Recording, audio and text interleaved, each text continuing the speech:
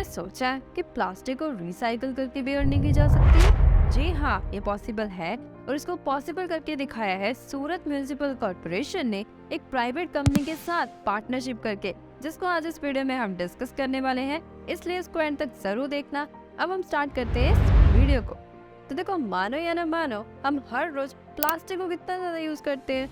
चाहे वो प्लास्टिक की बोतल है, चाहे वो चिप्स या फिर लेस के पैकेट्स हैं, वो सारे प्लास्टिक के बने होते हैं। तो इस तरह से छोटे छोटे तरीकों से ही हम प्लास्टिक को बहुत ज्यादा यूज कर रहे हैं। तो इसके ऊपर गवर्नमेंट टेंशन में है कि इस प्लास्टिक के यूसेज को कैसे कम करें, जिसके कारण प्लास्टिक का जो वेस्ट है इतना ज्यादा हो चुका है।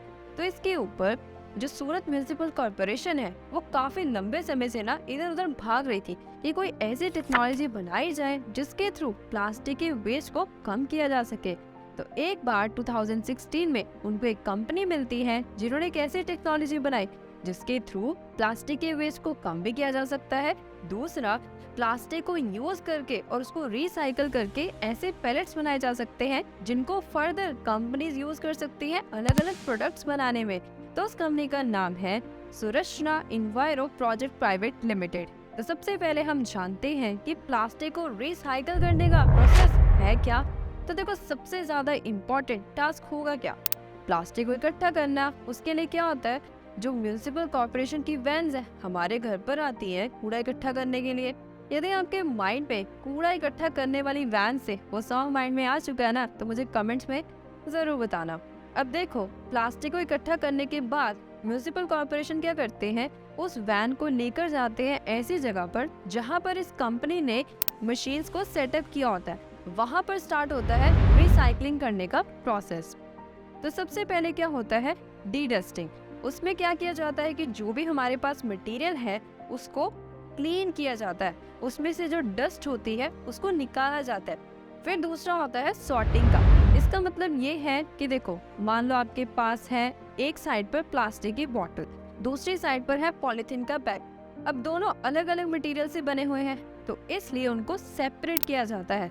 फिर तीसरा होता है प्री वॉश का। प्री वॉश में जो भी हमारा मटेरियल है उसको क्लीन किया जाता है। फिर चौथे प्रोसेस में होता है कटिंग। इसके छोटे छोटे पीसेस में कटिंग की जाती है। फिर फिफ्थ पार्ट में उसको दोबारा वॉशर में डाला जाता है। ऐसा होता है कि कई बार मटेरियल के ऊपर थोड़ा बहुत ना स्टिकी पार्ट रह जाता है, जिसको रिमूव किया जाता है। फिर उसके बाद उसको डाला जाता है ड्रायर में।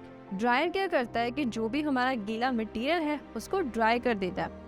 ऐसा होता है कि कई बार जो ड्रायर है उसमें जो भी मटेरियल डाला गया ना, उसको वो अच्छे से ना मॉइस्चर को खत्म नहीं करता। तो इसलिए इसको दोबारा फिर डाला जाता है एग्लोमीटर मशीन में। ये मशीन जो भी हमारा मटेरियल है उसमें जो भी मॉइस्चर होता है उसको बिल्कुल खत्म कर देती है।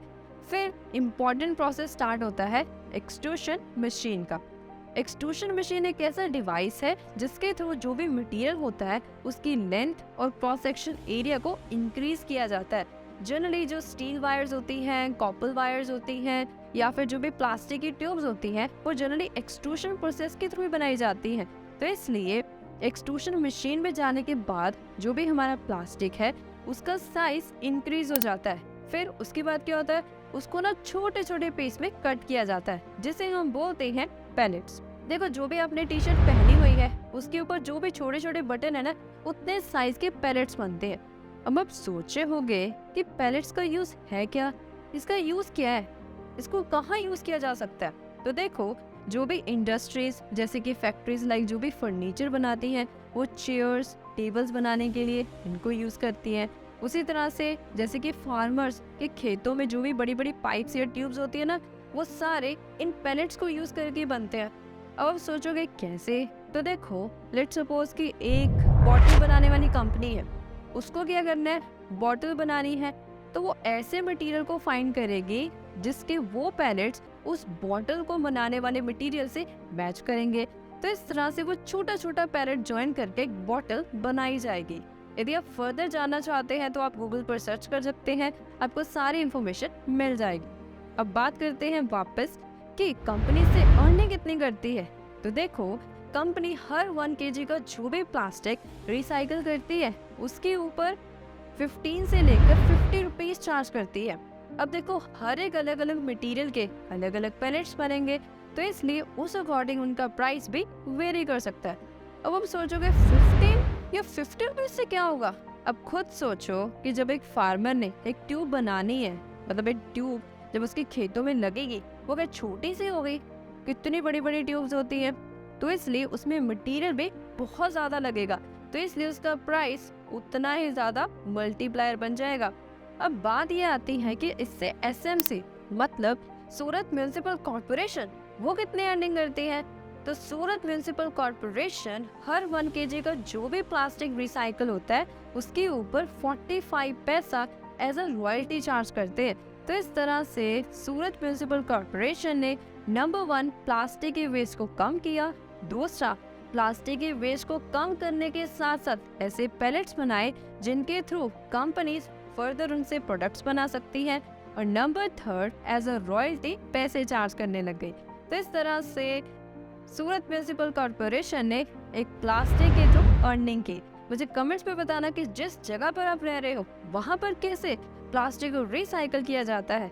तो आज इस वीडियो में इतना ही। वीडियो को एंड करने से पहले यदि आप जानना चाहते हैं कि म्यूचुअल फंड में कैसे कंपाउंडिंग काम करती है तो उस वीडियो को लेफ्ट साइड पे क्लिक करके जरूर देख लेना।